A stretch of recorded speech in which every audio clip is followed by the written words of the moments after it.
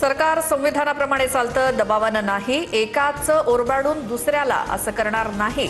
आरक्षणाच्या मुद्द्यावरनं मुख्यमंत्री फडणवीसांची स्पष्ट भूमिका.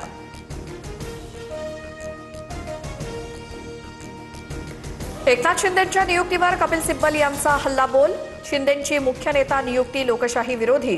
2018चा घटना बदल असंविधानिक, तर शिंदेंची नियुक्ती संविधानिक कशी? सुप्रीम कोर्टात सिब्बल यांचा जोरदार युक्तिवाद. पक्षफुटीचा मुद्दा सोडवण्याचा अधिकार आयोगाला नाही. शिवसेना पक्ष आणि चिन्ह देण्याचा निर्णय हा फक्त विधिमंडळ पक्षाच्या बहुमतावर झालाय. कपिल सिब्बल यांच्याकडनं निवडणूक आयोगावर ताशेरे. गडचिरोली आश्रमशाळा सर्पदंश मृत्यू प्रकरणात उच्चस्तरीय चौकशी. आश्रमशाळेचा परवाना कायमस्वरूपी रद्द करण्याचे मुख्यमंत्र्यांचे निर्देश. तर राज्यातील आश्रमगृहांचं मूल्यमापन होणार. सुविधा नसल्यास थेट कारवाई. मंत्री अशोक उईकेंची माहिती. अहिल्यानगरमधील मनपा कर्मचारी धीरज परदेशींची हत्या. कपाळावरील भगव्या टिळ्यामुळे हत्या झाल्याचा आमदार संग्राम जगताप यांचा आरोप.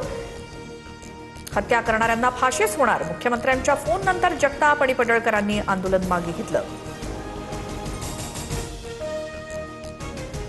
मनोज जरांगेंच्या पश्चिम महाराष्ट्राच्या दौऱ्यात डिफेंडर कारची सर्वत्र चर्चा. महागडी गाडी कुणाची? सोशल मीडियात चर्चांना उधाण, तर गाडी कार्यकर्त्याची. जरांगेंचं वक्तव्य. मुंबई उच्च न्यायालयाकडनं एफडीएची पुन्हा एकदा कानउघडणी. तुम्ही तलवारीचा वापर डास मारण्यासाठी करता. एफडीए केवळ आपल्या अधिकारांचं प्रदर्शन करताय, कोर्टानं फटकारलं.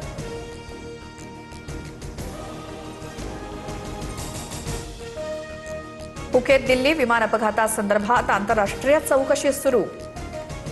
टर्ब्युलन्स दुर्घटनेमध्ये पायलट नशेमध्ये असल्याचा धक्कादायक खुलासा.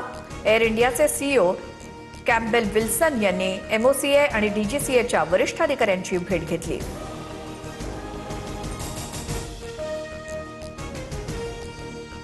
भारत चीन सीमावाद पुन्हा चर्चेत. अरुणाचल प्रदेश भारताचा अविभाज्य भाग. अरुणाचलमधील लष्करी तणाव आणि सैनिकांमधील चकमकींबाबत परराष्ट्र मंत्रालयाची भूमिका. एलएसी लगत शांतता आणि स्थिरता राखण्याचं आवाहन.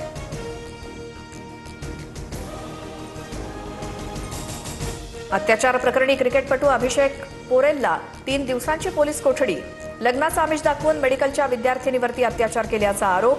बंगाल पोलिसांकडून अभिषेक पोरेलला अटक.